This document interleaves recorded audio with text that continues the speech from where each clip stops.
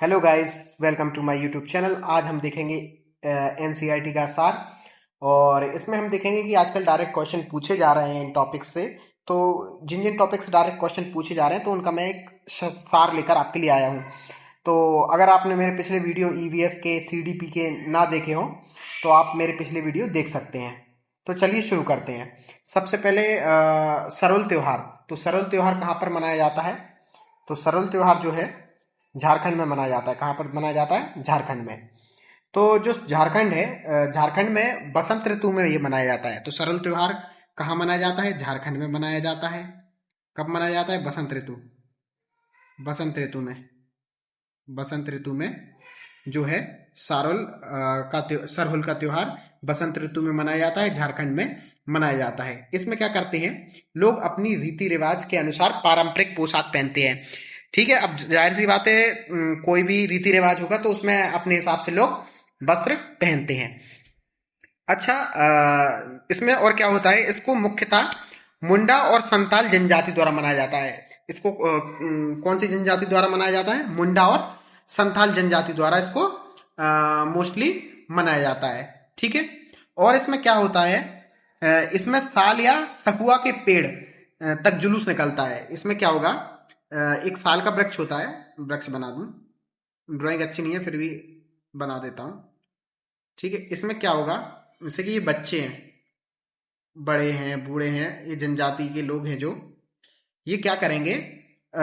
ये जो साल का पेड़ है, सकुआ का पेड़ है, तो ये यहां तक इसका जुलूस निकालेंगे। अब जितना भी उसका डिस्टेंस हो, तो ये साल या साल को सकुआ भी बोलते हैं, साल सकुआ के वृक्ष के पेड़ तक ये जुलूस निकालते हैं।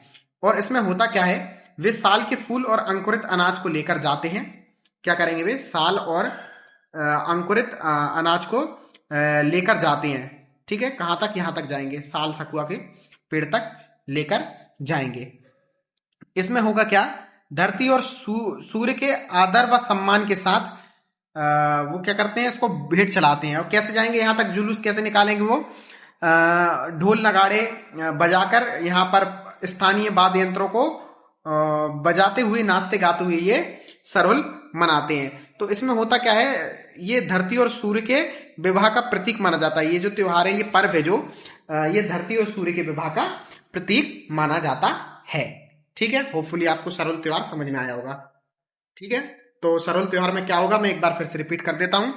जो सरल त्योहार है वो झारखंड में मनाया जाता है। झारखंड में बसंत ऋतु में मनाया जाता है। वो मुख्यतः मुंडा और जो है हमारी संताल जनजाति द्वारा मनाया जाता है। इसमें जो होता है, साल या सकुआ का वृक्ष होता है, उसके फूल और अंकुरित अनाज को लेकर जो है साल के वृक्ष के पास जाते हैं। कैसे जाते हैं? अपनी पारंपरिक पोशाक पहनकर जाते हैं। पारंपरिक पोशाक पोशाक पहुंच कर ये जुलूस निकालेंगे साल के वृक्ष तक। और इसमें धरती और जो हमारा सूर्य है उसको भेंट चढ़ाते हैं। उनके सम्मान में भेंट चढ़ाते हैं, क्योंकि ये इन दोनों के विवाह का प्रतीक है। और कैसे जुलूस कैसे निकलता है? वहां के स्थानीय लोग नाच गाना करते हुए वाद्य यंत्रों के थ्रू वहां पर जाते हैं। ठीक है, आगे बढ़ते हैं। वेरी वेरी इंपॉर्टेंट, आजकल बहुत एग्जाम में चल रहा है। ग्रे वाल ग्रे वाकटेल, मतलब ग्रे वाकटेल ये एक प्रवासी पक्षी है। ठीक है, तो इसके बारे में थोड़ी सी हम सुनते हैं। कहानी है क्या एक्चुअली में? थोड़ा सा पेन में डार्क कर लूं। कितना डार्क ही? 10 पर चलाऊंगा आज मैं। हाँ, ठीक चल रहा है। इरेजर का है? ठीक है। तो ग्रेट बागटेल, तो ये ग्रेट बागटेल कहां पर? मोस्टली ये तमिलनाडु है। तमिलनाडु में सर्दियों के मौसम में देखा जाता है। ठीक है, तो जो ग्रेट बागटेल है ये तमिलनाडु में देखा जाता है। तमिलनाडु में बालपराई गांव में। कौन से गांव में? बालपराई बल्लभपराई बल्लभपराई गांव में देखा जाता है। किसमें? बल्लभपराई बल्लभपराई गांव, तमिलनाडु के बल्लभपराई गांव में ग्रे बागटेल पक्षी सर्दियों के मौसम में आता है। जैसे ही मतलब कि बारिश खत्म होती है, तो जो शीत ऋतु होती है, शीत ऋतु में ये पहाड़ियों से, पर्वतीय एरिया से उड़कर ये कहां पर आ जाता है? ये तमिलनाडु के बालपराई गांव में आ जाता है। ठीक है, और स्थानीय भाषा में इसको बाल्टिटी बाल्टिटी कुरुबू कहते हैं। स्थानीय भाषा में क्या बोलते हैं? स्थानीय भाषा में इसको बोलते हैं बालटूटी बालटूटी कुरूबी। बालटूटी कुरूबी बोलते हैं इसको। स्थानीय भाषा में क्या बोलते हैं? स्थानीय भाषा में इसको बालटूटी कुरूबी बोलते हैं। स्थानीय भाषा में ग्रे बागटेल को बालटूटी कुरूबी बोलते हैं। ठीक है, मैं एक चीज आपको बता ही चुका हूं कि ये सर्दियों के मौसम में दक्षिण भारत में आ जाता है, पर्वतीय इलाकों से आकर। अब होगा क्या कि बलपराई में जब पहली बार ग्रे बागटेल पहुंचती है तो बच्चे व शिक्षक क्या रहेंगे, पक्षियों के स्वागत में पक्षियों के स्वागत में क्या करते हैं, जब पहली ग्रे बागटेल उनको दिखेगी तो उनके बड़े बड़े पोस्टर लगा देंगे। क्या कर देंगे? बड़े बड़े ऐसे पोस्टर लगा देंगे। बड़े बड़े ऐसे क्या कर देंगे? पोस्टर लगा देंगे। ठीक है, और आपस में क्या बांटेंगे? मिठाई बांटेंगे।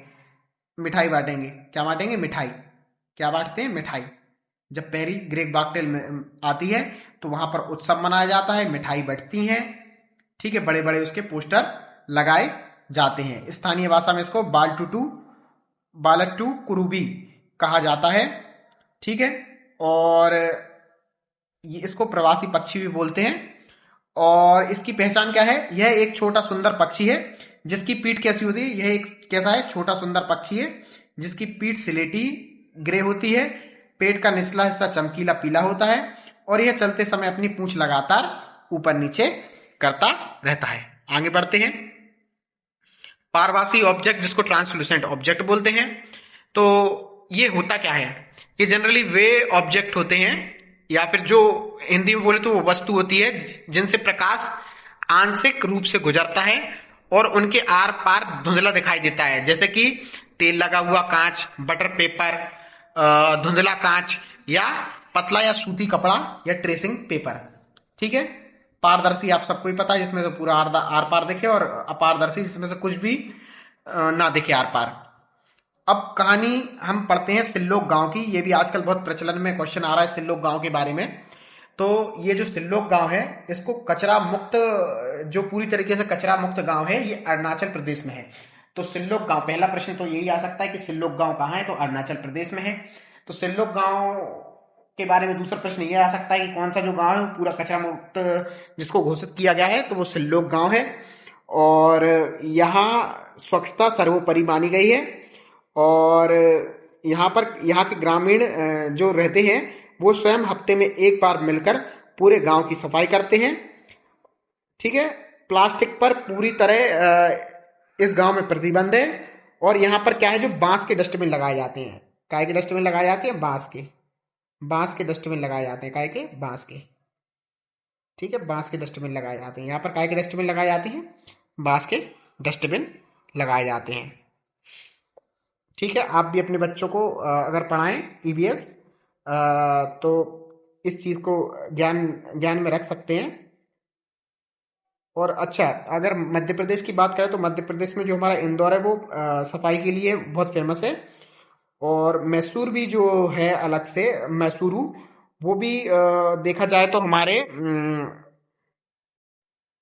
सिल्लोक गांव के उदाहरण की तरह ही उसको हम ले सकते हैं। छप्पन भोग। अब छप्पन भोग में सब लोग समझते हैं कि ये सिंपल क्वेश्चन है, सब हो जाएगा। लेकिन मैं इसमें एक ऐसा पॉइंट बताऊंगा आपको जिसमें कंफ्यूजन पैदा हो सकती है। सबको पता है कि छप्पन भोग कब लगाते हैं? भगवान की जब पूजा करते हैं, या कोई रिश्तेदार आया, या कुछ इस प्रकार से हम बोल देते हैं कि ये छप्पन भोग हो गया भैया। लेकिन बट इसमें क्या होता है कि भोजन के इसमें जो मुख्य छह रस होते हैं, भोजन के साथ इसमें भोजन के 6 रस होते हैं। ठीक है, तो कैसे कैसे होते हैं? मीठा होता है, खट्टा होता है, नमकीन होता है, कड़वा होता है, तीखा होता है, कसेला होता है। ठीक है, अब मीठे मीठे में कैसा? गुड़, चीनी, फल, चावल। खट्टे में क्या होगा? नींबू, आंवला, इमली। नमकीन में नमक हो जाता है।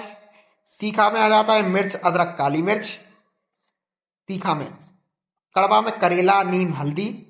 और कसेला में कच्चे केले, जामुन, दालें। ठीक है, तो 6 प्रकार के होते हैं, एनसीईआरटी में भी आपके दिया हुआ है। अब जो ये भी बहुत इंपॉर्टेंट है, रेफ्लेसिया। रेफ्लेसिया ये बहुत बार एग्जाम में आ रहा है आजकल। तो रेफ्लेशिया दुनिया का सबसे बड़ा फूल है।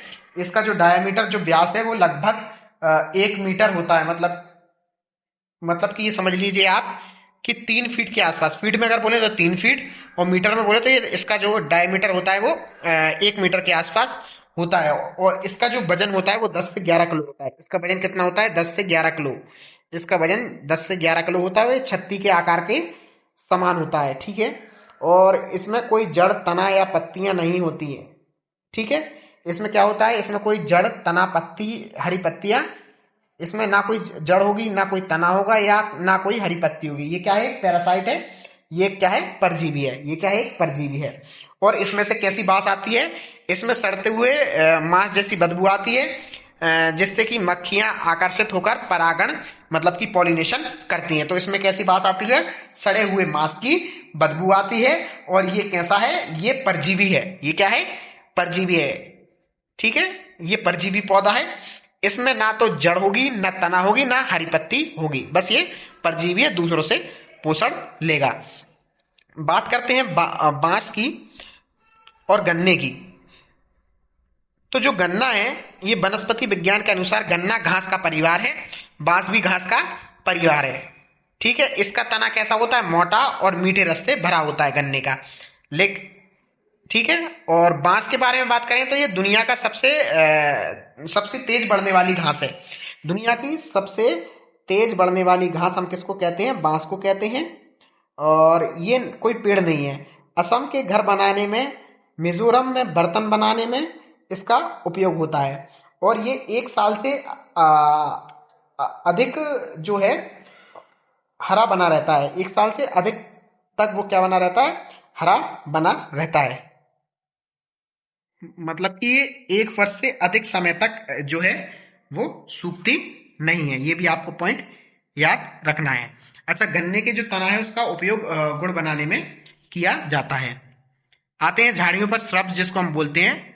ये पौधे हैं जो मध्यम आकार के होते हैं, जिनका तना कठोर व कठोर लकड़ी वाला होता है, लेकिन ये बहुत मोटा नहीं होता। इनकी जो लंबाई होती है वो लगभग 1 से लेकर 6 मीटर तक इनकी लंबाई होती है, ठीक है।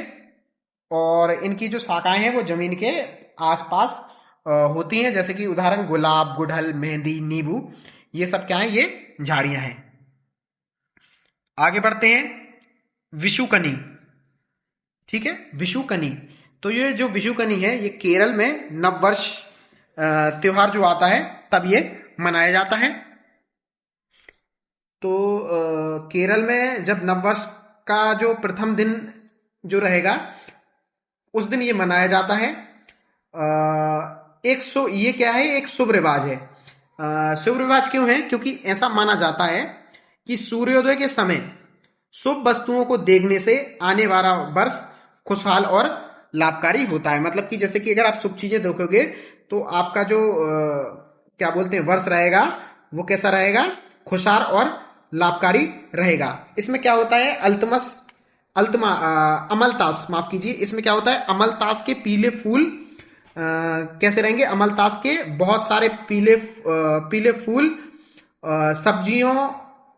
सब्जियों, फलों का उपयोग करके विष्णुकनी मनाते हैं। इसमें क्या रहेंगे? अमलतास के पीले फूलों का उपयोग होगा, सब्जियों का उपयोग, फलों का उपयोग करके विष्णुकनी मनाते हैं। और ये नव वर्ष में केरल में प्रथम दिन मनाते हैं। आगे बढ़ते हैं। कश्मीर में बसंत ऋतु एवं लाल फूल। तो कश्मीर में बसंत ऋतु आते ही बर्फ पिघलती है और बादाम के बागों में बादाम बारी त्योहार मनाया जाता है। यहाँ बसंत ऋतु में ट्यूलिप और पोपी, मतलब कि खसखस का लाल फूल के खूबसूरत लाल और बहुरंगी फूल खिलते हैं। श्रीनगर का ट्यूलिप गार्डन एशिया का सबसे बड़ा गार्डन है। तो आज के लिए इतना ही। मिलते हैं नेक्स्ट वीडियो में। अगर आपको मेरा ये वीडियो पसंद आया हो तो चैनल को लाइक, शेयर और सब्सक्राइब जरूर कीजिए। मिलते हैं नेक्स्ट वीडियो में।